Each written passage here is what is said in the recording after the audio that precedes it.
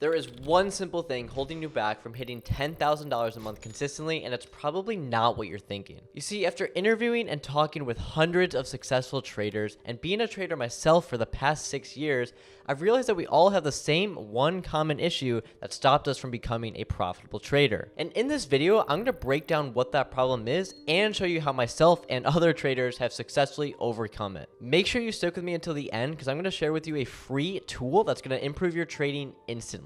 Now, to give you some context, back when I was trading penny stocks 6 years ago, I was doing that in my high school library. I was still in the beginner stages of my trading, and after blowing up tons of accounts, I realized that there was something wrong and I needed to fix it. And after looking at my journal, I realized that the biggest issue I was doing was something called strategy hopping. Strategy hopping is simply going from one strategy to another, or it's when you don't even have a clear sense of what your strategy actually is. You see, there's so many things out there. There's retail trading patterns, bullish breakouts, bearish pennants, support resistance, EMAs. There's a million different ways you can trade. And if you're trading all of these different ones at the same time, that's not going to lead to very consistent results. I remember that I had an opening range breakout strategy back when I was trading penny stocks. And if you were to ask me what my strategy was back then, I would just say buy at the breakout of a 5-minute candle. And looking back, that was such a dumb move, okay? It wasn't smart because it wasn't clear at all. I didn't have very specific criteria for my entries and my exits,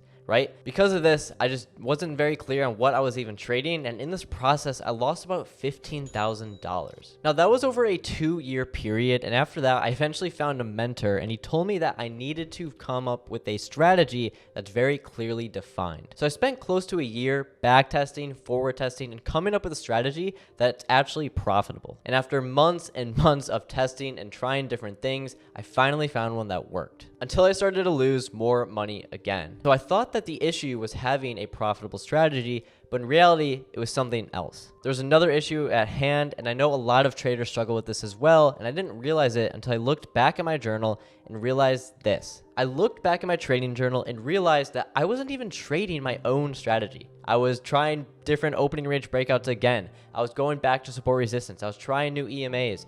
I just had so much FOMO that I was hopping into so many different strategies, and I wasn't even sticking to the one that I had built. And it took me a while to actually realize this, but what I figured is that I'm actually addicted to trading, or I was a few years ago back when I was going through all of this. Because even though I had a working and winning strategy, where if I just used that one strategy, I would make so much money, I would still get FOMO. I would get emotional. I wouldn't follow my plan because I would go on Twitter, I'd go on YouTube, and I'd see a ton of people make a crap ton of money doing their own strategy or whatever it is. But if I had just stuck with what I learned years ago, I would have been a lot faster in my profitability curve. I also realized that trading was my life. And because of that, I was very addicted to it, which caused all of this over trading, all of this revenge trading, all of this emotions coming into my trading that was affecting my P&L like crazy.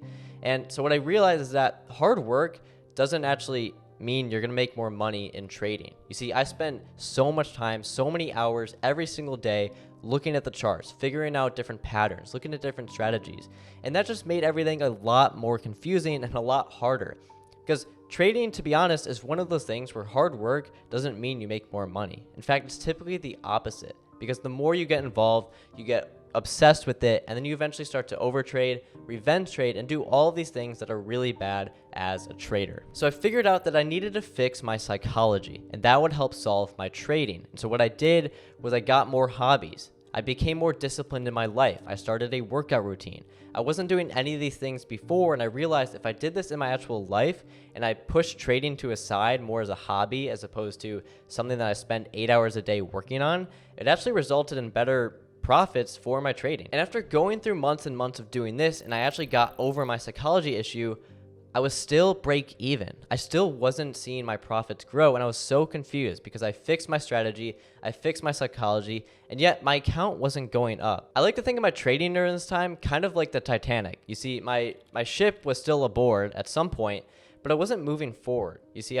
my head was above water, I was doing okay, I was break even, but I wasn't actually going anywhere. And because of that, I simply couldn't figure out why I was not growing my account, even though when I had everything right. I was making money, I would lose some money, and I was very unstable with my trading. So I went back to my trading journal and I realized one really important thing. And this is the biggest issue that stopped myself plus hundreds of other people from actually becoming profitable. And the one simple issue is risk management. And here's why it's so important that you're risking the same amount every single trade. For example, let's say we have a winning strategy that wins about 70% of the time and we have a 1-to-1 risk reward ratio. Now, on 10 different trades, I'm going to win 7 of them and I'm going to lose 3 of them. And if I'm risking $100 a trade, after 10 trades, I'll have win 700 and then lose 300. I'll have $400 of profit. But what happens if I start to risk a different amount every trade? Let's say on my losers, I start to risk $300 a trade. And then one time I risk $400 a trade. And then the next trade, I'm risking $150. And it gets very inconsistent. And so over time, your losers could eventually be bigger than your winners, even though your risk reward is the same. That's why it's so important to risk the same amount each trade. And you want to obviously keep that amount small, but it wasn't until I realized that if I don't risk or lose the same amount on every single trade, I'm not going to have consistent results. Now, risking the same amount on every trade can be really tough, especially if you're trading options, which I was doing for many, many years, and I still do. When it comes to stocks and futures, it's a little bit easier because you can just change how much contracts you're getting or how many shares you're going to buy. But with options, if you're trading based off the actual chart instead of the option itself,